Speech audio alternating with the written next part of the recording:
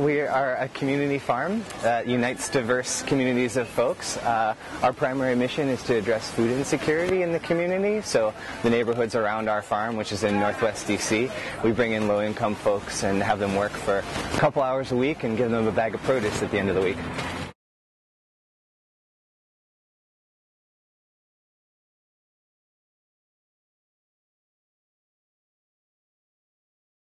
Why do you come to the farmers market for these?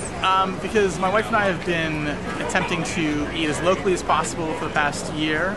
We're both vegetarians, so that's very important as well. And certainly supporting local economies by way of produce and family farming. So it's our goal to eat in season, eat local, and support vegetarian lifestyle. Wow, you guys discovered a new word. Eat locally. We've always eaten locally. All right. I used to grow a garden here in Washington years ago, and that's as local as you get.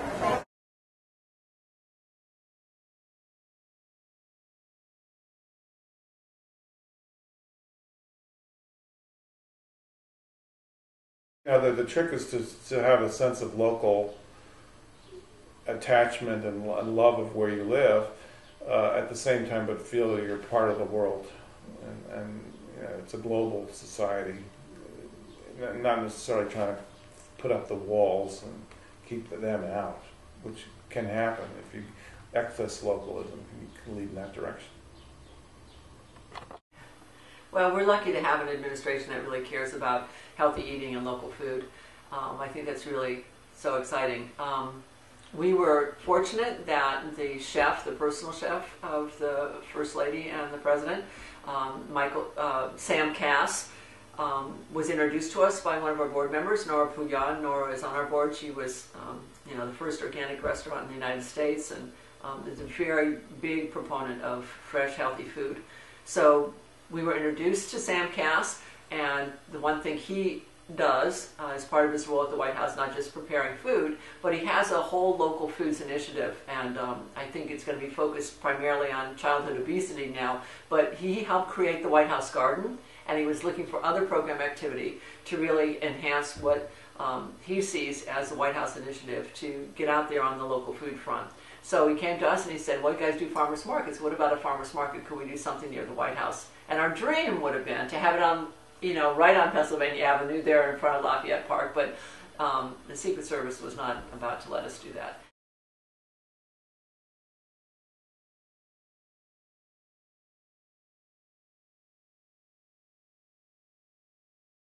And when we started, no one was saying we want that fresh, healthy, local food. They were saying, why would I come to your market if it costs more? Why wouldn't I get it at Giant or Safeway? And we said, come down, taste it. The food is fresher. It's going to be more delicious tasting, and it's going to be better for you. And you're going to find varieties that you won't see in the supermarket.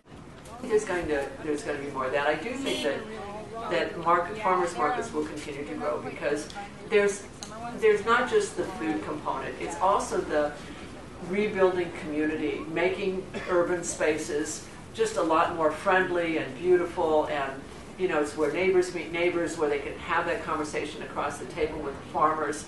You can't do that in the supermarket. It's much more impersonal.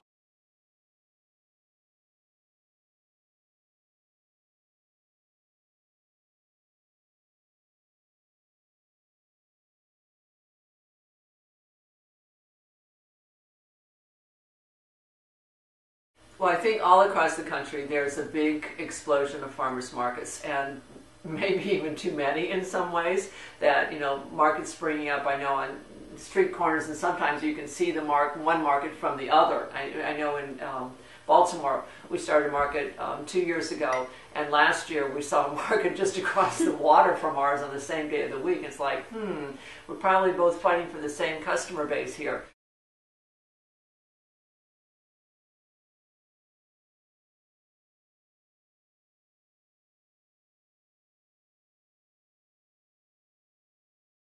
Then I think a lot of this alternative food stuff will just become fodder for a lot of high-end businesses that, as it is now, and it will provide incomes for some people. I mean, it's good for some small farmers who can provide the microgreens and the artisan cheeses and all that for that high-end market.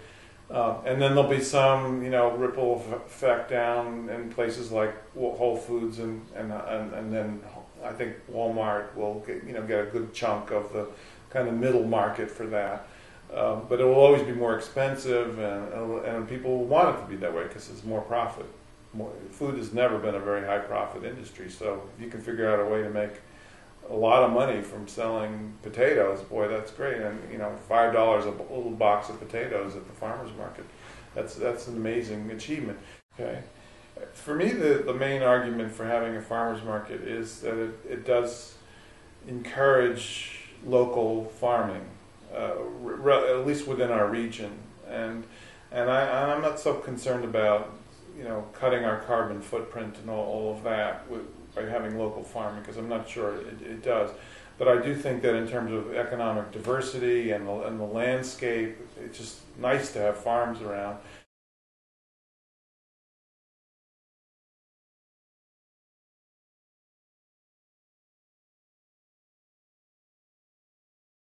Every time I buy green beans from my local farmer, perhaps I'm depriving some Mexican farmer of their income as well, because there's benefits to be had from a global food market, and I think there are a lot of people out there in the world who would love to sell us food and could make a decent living at it, but if we're just going to go local all the time, we're going to cut them out of the game, and that's not necessarily a good thing. So I have kind of mixed feelings about it,